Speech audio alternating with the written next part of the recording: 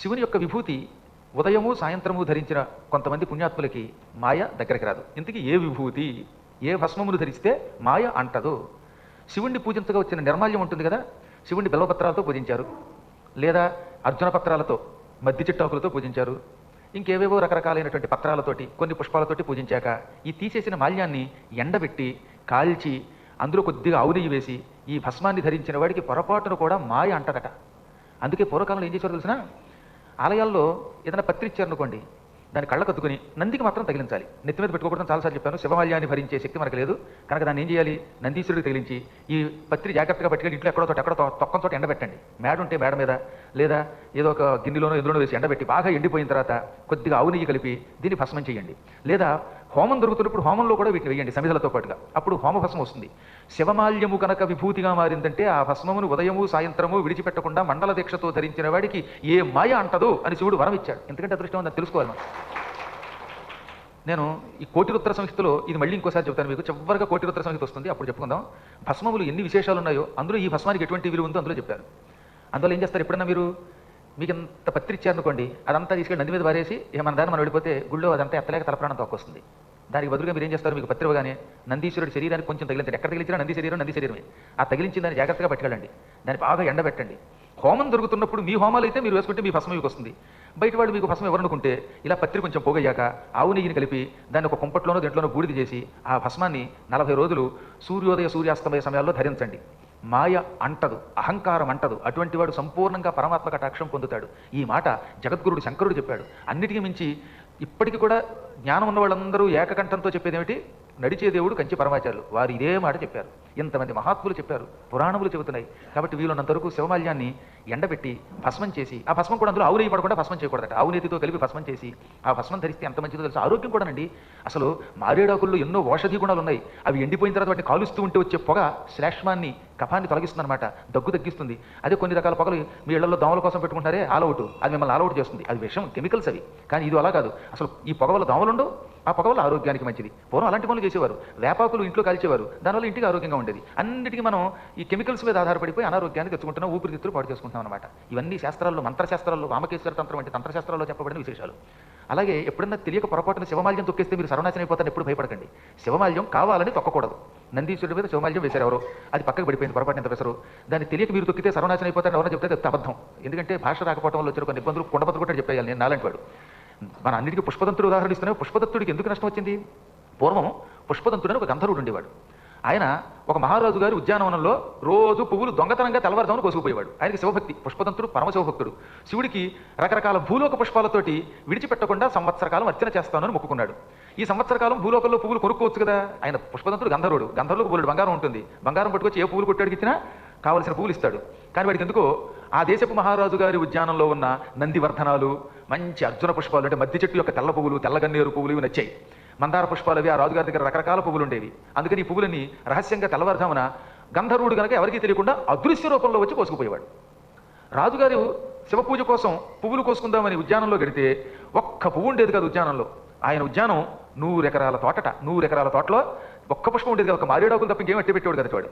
ఒక 2-3 సార్లు మాత్రం తోటమాలికి 2 కొరడా దెబ్బలు విధించాడు రాజుగారు. ఒళ్ళు మండిపోయి, ఎరా నువ్వే దొంగతనంగా కోసేవాడుగా అమ్మేసుకుంటావా అని 4 కొరడా దెబ్బలతో శిక్ష విధించి పీకేసరికి వాడు తట్టుకోలేక, మహాత్మా మీరు చూడండి, మీరు ఎంతో మంది కాపలా పెట్టండి, అదేమిటో తెలియదు, తెల్లవారుదామున పువ్వులు ఎలా మాయమైపోతున్నాయో తెలియదు, కంటికి కనపడకుండా క్షణాలు మాయమైపోతున్నాయి, ఎవరికి వస్తున్నారో తెలియదు అనగా ఇదేదో మాయ అనుకుని రాజుగారు కూడా తన రాజపురోహితులు కులగురువులతో కలిసి ఓ తెల్లవారుదామున కాపలా కాశాడు. ఆయన చూస్తుండగా చెట్ల కొన్న పువ్వులు టిక్ టిక్ టిక్ అని మాయమైపోయి అదృశ్య రూపంలో పుష్పదంతుడు కోసుకుపోయాడు.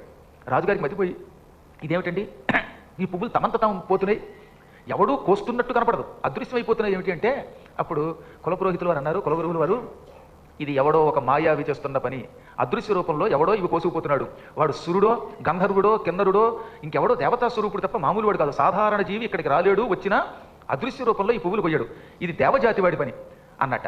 అయితే దేవజాతి వాడు దొంగతనం చేస్తుంటే మనం చూస్తూ ఊరుకోవాల్సిందే అని అన్నాడు రాదు. ఎవడన్నా సరే దొంగతనం దొంగతనమే, తెలిసి చేసినా తెలియక చేసినా దొంగతనం మహాపాపాన్ని ఇస్తుంది. దీనికి ఒకటే మార్గం, మీరు బిల్వపత్రాలతోటి శివుడిని పూజించండి. ఈ నిర్మాల్యం పట్టుకొచ్చి ఈ చెట్లన్నిటి మీద పోసేయండి. చెట్టు కింద పోస్తే గంధర్వులు కదా కింద తొక్కరు, అక్కడ టెక్నిక్ చేయమన్నాడు ఆయన. కులగురువు గారు చెప్పింది ఏంటంటే, గంధర్వుల యొక్క కాళ్ళు నేలకి ఆనవు, కానీ చెట్లకు అంతాయి, పువ్వులు కోసేటప్పుడు చెట్లకు తగులుతాయి. కాబట్టి చెట్ల పైన అందులో ముఖ్యంగా కొన్ని మందార పుష్పాలు ఇష్టపడి వస్తున్నట్టున్నాడు ఎవడో, ఆ మందార పుష్పాలంతటా ఈ నిర్మాల్యం కట్టేయండి, పూసేయండి అన్నాడు. దాంతో ఈ బిల్వపత్రాలు ఈ పైన చివరి గుండు సూదుతోటి వాటితో గుచ్చేశారు.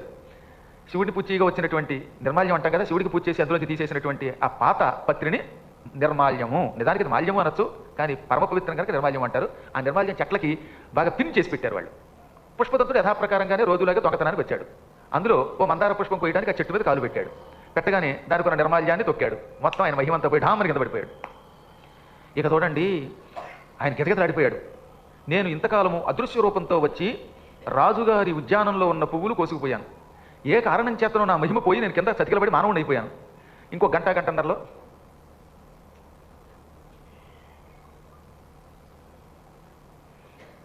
ఇప్పుడు మరొక గంటన్నరలో రాజుగారు వస్తారు, పట్టుకుంటారు. పట్టుకుంటే గురుశిక్ష శిరశ్ఛేదం తప్ప మరొకటి ఉండదు. ఇప్పుడు నేనేం చేయాలి అనుకున్నాడు ఆయన. అప్పుడు ఆయనకు అర్థమైంది, చెట్ల మీద శివ నిర్మాల్యం ఉన్నది, ఈ నిర్మాల్యం నేను తొక్కబట్టి కింద పడిపోయాను అని గ్రహించి అప్పుడు శివమహిమన స్తోత్రం అనే పేరుతో ఒక అద్భుత స్తోత్రం రాశాడు. ఆ స్తోత్రం రాయగానే శివుడు ప్రత్యక్షమై అతని మహామహిమ అతనికి ఇచ్చాడు. అప్పుడు అతను అడిగాడు, పరమేశ్వర నేను ఏం చేశానని నా మహిమ పోయింది అని అడిగితే, వారి పిచ్చాడు ఇప్పుడు కూడా నీకు అర్థం లేదా? ఒక భక్తుడు పూజ చేసుకుందామని నానాయాతన పడి పువ్వులు పూజించుకుంటూ ఉంటే తోట నాటితే ఆ తోటలో ఉన్న పువ్వులు దొంగతనంగా కోసావు. శివ పూజ కోసమైనా దొంగతనం చేయడం దొంగతనమే. అందులో ఆ దొంగతనం ఎవరు చేయొచ్చు అంటే పాపం ఏమీ తెలియనివాడు చేస్తే అర్థం, అన్ని తెలిసినవాడు చేస్తే తప్పు కదండి. నేను దొంగతనం చేస్తే మహాపాపం తెలుసా? ఇన్ని పురాణాలు చెప్పి నేను ఎవరు చెప్పులో ఎత్తుకుపోతే ఇక పాపానికి ప్రాయశ్చిత్తం ఉండదు. పాపం మీలాంటి వాడు పెద్దగా ఈ విషయం తెలియని వాడు అంటే పురాణం విన్నారు కాబట్టి తెలిసింది. ఏం తెలియని రోజుల్లో తెలియక పొరపాటున మీరు ఇతరులు చెప్పులు పట్టుకుపోతే మీకు అంత ఎక్కువ పాపం ఉండదు. తెలియని వాడు చేసిన పాపమునకు తెలిసిన వాడు చేసిన పాపానికి తేడా ఉంటుంది. ఏమీ చేతకాని భక్త కన్నప్ప లాంటి వాడు పందిని చంపి మాంసం శివుడికి నైవేద్యం పెడితే ఆ పుణ్యం తప్ప పాపం రాలేదు. అదే తెలుసుండి మీరు పందిని పెడితే వచ్చే జన్మలో నెక్స్ట్ పంది మీరే అయిపోతారు. అందువల్ల ఏంటంటే తెలిసిన వాడు పాపం చేయకూడదు. మనకు అన్ని తెలుసుండి ఎందుకు చెప్పండి పాపాలు చేయడం? ఇతరులు చెప్పడానికి కాదు, ఆచరించాలి. నేనేమో రోజు సాయంకాలం పూట సంధ్యా సమయంలో ప్రదోష కాలంలో శివుడిని దర్శనం చేసుకోండి మీకు చెప్పాను. నేను మాత్రం శివుడిని దర్శనం చేయను, నాకు అక్కర్లేదంటే మీరు ఎవరు వింటారన్నమాట? నేను చెయ్యాలి, మీ చేత చేయించాలి. ఎప్పుడు కూడా ఆచరణ లేనటువంటిది బోధ పరమ అపవిత్రం అట. ఆచరణ లేని బోధ అత్యంత దోషం అన్నారు. అటువంటి మాట విలువ ఉండదు. అందుకని ఎప్పుడు వీలున్నంత వరకు ఆచరణలో పెట్టాలి. నువ్వు పుష్పదంతుడివి, గంధర్వుడివి, పరద్రవ్యం అత్యంత ప్రమాదమని తెలిసిన వాడివి, తెలుసుండి కూడా పువ్వులు దొంగతనం చేస్తావా? పువ్వులు దొంగతనం చేస్తే కుంటివాడుగాను, చెవిటివాడుగాను, ఇంకా రకరకాల రోగాలతో పుడతారండి కదా. మార్కండేయ పురాణం విన్నారు మీరంతా. అందులో పువ్వులు దొంగతనం చేస్తే ఎటువంటి రోగాలతో పుడతారో చెప్పారు. నపుంసకులంతా వాళ్ళేట.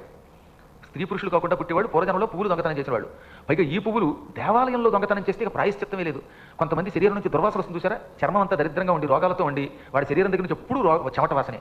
రామరామ భరించలేం. ఈ కంపు ఎందుకు వస్తుంది అంటే పూర్వజన్మలో పుష్పాలు దొంగతనం చేస్తే ఈ జన్మలో వస్తుంది వాసన. ఇది లోకానికి చెప్పవలసిన నువ్వు ఈ తప్పు చేసావు కదా అంటే నిజమేనండి అన్నాడు ఆయన. దొంగతనం చేయటం వల్ల నిర్మాల్యం తొక్కగానే నీకున్న దివ్యశక్తి పోయింది. నీ స్తోత్రానికి మెచ్చి శక్తి ఇచ్చాను. రాజుగారికి నమస్కారం చేసి క్షమార్పణ చెప్పుకో, ఇంకెప్పుడు ఈ పిచ్చి పని చేయకన్నాడు చూడు. రాజుగారికి ఆయన విషయం చెప్పాడు. రాజుగారిని మిత్రుడిగా స్వీకరించాడు. అది వేరే విషయం. ఆ పుష్పదంతుడి చరిత్ర ఏదో టైంలో మళ్ళీ వస్తుందో సార్ అప్పుడు చెప్పుకుందాం. ఎందుకు చెప్తున్నానంటే నేను శివమాల్యం తొక్కిన కారణం చేత వాడికి ఎందుకు మహిమపోయింది అంటే దొంగతనం చేసిన పాపం ఉండడం వల్ల. అంతేగాని ఇప్పుడు శివాలయంలో అర్చక స్వామి వారు ఉన్నారు, ఆయన రోజు తుడవాలి. తుడిచి శివాలయాన్ని శుభ్రం చేస్తున్నప్పుడు పొరపాటానికి కింద పడి ఒక పువ్వు పడింది అనుకోండి, తొక్కారనుకోండి, ఆయనకి ఏ పాపం రాదు. సరిగదా? పరమ పుణ్యం వస్తుంది. మీరు ఎంతో భక్తితో శివుడికి సేవ చేద్దామని చుట్టూతో తుడుస్తున్నారు. నేను చెప్పాక చాలా మంది ఏం చేశారంటే, ఏమంటే నాయనలారా శివాలయంలో కానీ అసలు ఎక్కడైనా ఆలయంలో తొక్కలు లేకుండా చూడండి, ఆకులు లేకుండా చేయండి. కానీ ఈ మధ్య నేను చూసింది ఏంటంటే పొద్దుటి పూట ప్రదక్షిణ చేస్తున్న వాళ్ళు పొరపాటున ఆలయంలో కాకుండా తీసి జాగ్రత్తగా తోట పారేస్తున్నారు. కొంత ఎఫెక్ట్ కనపడింది. నేను వచ్చిన మొదటి రోజు కొన్ని పాలు అక్కడ అసహ్యంగా కనపడ్డాయి. రెండో రోజు చూస్తే శుభ్రంగా చేస్తున్నారు. ఎందుకంటే ఎంతవరకు ఈ ఆలయంలో ఉన్న వాళ్ళు ఈ పనులు చేయగలుగుతారు? ఎంతసేపు అర్చకుల పనులే, పనివాళ్ళ పనులే అనుకుని మన ఇష్టం వచ్చినట్టు అరటిపండు తిరిగి తొక్క పారేసి, కొబ్బరికాయ కొట్టి పెచ్చులు అక్కడ పారేసి, పీచు తీసి రోడ్డు మీద పారేసి ఇష్టం వచ్చినట్టు చేస్తే ఆలయం అంతా అపవిత్రం అయిపోతుంది. ఎవరికి వాళ్ళం శుభ్రంగా ఉంటే అప్పుడు పొద్దున్నో సాయంత్రమో పనివాళ్ళు శుభ్రం చేస్తూ ఉంటే ఏ ఇబ్బంది లేకుండా పోతుంది. అందువల్ల ఎప్పుడు కూడా గుర్తుపెట్టుకోండి, ఆలయంలో ఎక్కడైనా తుక్కుంటే అది తీసి పక్కన పెట్టాలి. అలా పెడుతున్నప్పుడు పొరపాటున శివుణ్ణి పూజగా వచ్చిన భూమి గాలి కింద పడింది అనుకుందాం. అప్పుడు తొక్కితే మీకు ఏ పాపం రాదు. నేను చెప్పాను, ఇది ప్రామాణిక, మీరు ఏం భయపడవలసిన అవసరం లేదు. అనవసరంగా తొక్కకండి. మళ్ళీ ఇలా చెప్పాను కదా, నైసర్ మధ్య శివ నిర్మాల్యం తొక్కితే మనకేం కొమ్ములు లేని కావాలని లోపల నుంచి పువ్వులు తీసి అవి కింద వేసుకుని, లేక బిల్వపత్రం శివుడి నెత్తి మీద నుంచి తెచ్చి కింద వేసి తొక్కితే అది పాపం. పొరపాటున జరిగితే అది కూడా శివసేవ చేయాలనే భక్తితో వచ్చి మనం ఏ మాల్యమైనా తొక్కితే అప్పుడు శివుడు ఎప్పుడు శిక్షించడు. అలా శిక్షిస్తే ఈ లోపల అందరూ ఎప్పుడు చచ్చిపోతామండి. అంత క్రూరంగా శివుడు శిక్షిస్తాడా? అత్యావశ్యక స్థితిలో తెలిసి కూడా మహాపాపములు చేస్తే తప్ప పరమాత్మ ఒక మాదిరి వాటిని పట్టించుకోట. ఎందుకని అంటే తెలిసి కానీ తెలియక కానీ శివదర్శనం చేసుకున్నా, శివశివ అని పలికినా వాడి పాపాలు ఎప్పటికప్పుడు పోతున్నాయి కాబట్టి మనం ఇంకా ఇలా బతకగలుగుతున్నాం. లేకపోతే మానవులుగా మనం పుట్టి మనం చేస్తున్న మహాపాపాలకు ఎప్పుడో భ్రష్టులు అయిపోదాం. గుండెల మీద చేసుకుని నేను ఇప్పటి వరకు పుట్టాక ఒక్క పాపం చేయలేదని వాడు ఎవడుంటాడు? ఉండలేడు. కష్టం. నడుస్తున్నాం, ఎన్ని జంతువులు చచ్చిపోతున్నాయో, తింటున్నాం, మన నోట్లో పడి ఎన్ని జీవులు చచ్చిపోతున్నాయో, మనం మాట్లాడే మాటల వల్ల ఎంతమంది బాధపడుతున్నారో ఏం తెలుస్తుంది? ఒక్కోసారి ధర్మం చెప్పాల్సి వస్తుంది. మేము ఆ ధర్మం వల్ల కూడా ఇతరులకు ఏమైనా బాధ కలగచ్చామో ఏం చెబుతాం? అలా అనుక్షణం మనుషుల్ని శారీరకంగా మానసికంగా హింసించకుండా ఉండలేము. ఈ మధ్యకాలంలో ఈ పురాణం చెబుతున్నప్పుడు దాదాపు 2 రోజులకో 3 రోజులకో ఒక్కదామనైనా నేను తినేస్తున్నాను. రాక్షసులేమో నరులు మింగారట, నా కర్మయోగం వల్ల నన్ను శివుడు పరీక్షిస్తున్నాడు. ఖచ్చితంగా ఈ దోమ ఏమిటో కానీ రోజు 2-3 వస్తాయండి అవి. మీరు ఏం చెయ్యండి, వాటిని మాత్రం అరికట్టలేరు. వాళ్ళు ఎవరనుకుంటున్నారు? కమ్యూనిస్టు వాళ్ళు. పూర్వజన్మలో మహాపాపాలు చేసి ఇలా దోమలుగా పుట్టి మళ్ళీ ఈ జన్మలో కూడా ఏడిపిస్తున్నారు. కాబట్టి ఏంటంటే తప్పదు ఒక్కోసారి. అంత మాత్రం చేత ఈ దోమను నేను మింగినంత మాత్రం చేత నాకు కూడా హింసాపాపం వస్తుందంటే రాదు. ఎందుకంటే నేను కావాలని మింగట్లా, పైగా శివకథ చెబుతూ ఉంటే కొంతకులు దూరే. కాబట్టి వాటికి పుణ్యం, నాకే పాపము రాదు. ఇలాంటి విషయాల్లో భయం కంటే భక్తిని పెంచుకోండి, పరమాత్ముడి మీద నమ్మకం పెట్టుకోండి. శివశివ శివశివ మహాదేవ శంభో శంకర, లేక నీకు రాముడి ఇష్టమైతే రామ రామ అని నిరంతరం భగవన్నామాన్ని ఉచ్చారణ చెయ్యండి. అప్పుడు నీకే భయం లేదు. భగవన్నామం వల్ల తొలగని పాపం అంటూ లేదట. అందుకే కదా మహాత్ముడు మన శంకరుడు జగద్గురుడు భజ గోవిందం గోవింద అనరా బాబు చాలన్నాడు ఆయన. 3 సార్లు గోవింద గోవింద గోవింద అని సేవించు, నామాన్ని ఉచ్చరించు, నీ పాపాలు టక్కన పోతాయి అన్నాడు ఆయన. అందుకని ఎక్కువగా భయపడకండి. ఇంత గొడవ ఎందుకు చెప్తానంటే మీకు, మహామాయని జయించడానికి శివనిర్మాల్యమును ఆవునేయి కలిపి భస్మము చేసి ఆ భస్మమును ధరించడం వల్ల మాత్రమే మనం తొలగించుకోగలుగుతాం. మహామాయ నుంచి, అహంకారం నుంచి విముక్తి పొందడానికి ఇంతకంటే మార్గం లేదు. ఎప్పటికి కూడా శ్రీశైల దేవస్థానంలో అప్పుడప్పుడు ఈ నిర్మాల్యం అంతా గుట్లగా ఎండబెట్టి దాన్ని భస్మం చేస్తారు. అక్కడ ఎడిటర్ గారు ఉన్నారు, శ్రీశైల ప్రభ ఎడిటర్ గారు అనిల్ కుమార్ గారని. ఇక ఎంత గొప్ప సంస్కారవంతుడు ఆయన. అలాంటి వాళ్ళు కొంతమంది ఇంకా ఉన్నారు. ఆ శ్రీశైల ప్రభ పత్రికని సంపాదకీయం అంత బాగా నడుపుతున్నటువంటి వాడు ఆయన. ఆయన చెప్పారు నాకు, ఒక చోట గుట్ట చూపించి ఎండిపోయిన గుట్టను అప్పుడప్పుడు మేము ఇలాగే భస్మం చేసి ఆ విభూతిని అందరికీ పంచిపెడుతూ ఉంటామని. అది ఆయన వెనకాతలు కూర్చున్నారే, ఆ శ్రీశైల ప్రభలో బొమ్మ ఆయనే వేస్తారు. అక్కడ అట్ట ఉంటుంది కదా శ్రీశైల ప్రభ పత్రిక, దాని మీద ముఖ చిత్రం వేసేది ఆయన పేరు దేవి గారు, దేవి ప్రసాద్ గారు. ఆయన గొప్ప చిత్రకారుడు, ఆ గడ్డంతో ఉన్న ఆయన. కాబట్టి మీరు ఇటువంటి విశేషాలు కొన్ని అక్కడ ఉన్నటువంటి వాళ్ళ ద్వారా మనం తెలుసుకోవాలి. సహజంగా భగవంతుడు మనకి కొన్ని వరాలు ఇచ్చాడు, ఆ వరాలని సద్వినియోగం చేసుకోవాలి. అందులో ఒక గొప్ప భాగం ఏమిటనమాట విభూతి ధారణ. మీరు నేను చెప్పాను చెయ్యండి. ఈ రోజు నుంచి మీకు ఆలయంలో పత్రికాని పుష్పం కానిస్తే ఆ జాగ్రత్తగా పట్టుకెళ్ళండి. కొంతకాలం పోయాక ఆ మాత్రం ముద్దయ్యాక బాగా ఎండిపోయాక దాన్ని ఆవు నెయ్యి కలిపి భస్మం చేయండి. 40 రోజులు ధరించండి. ఆ తర్వాత మీకు వచ్చే ఆనందం మీరే కనిపెడతారు.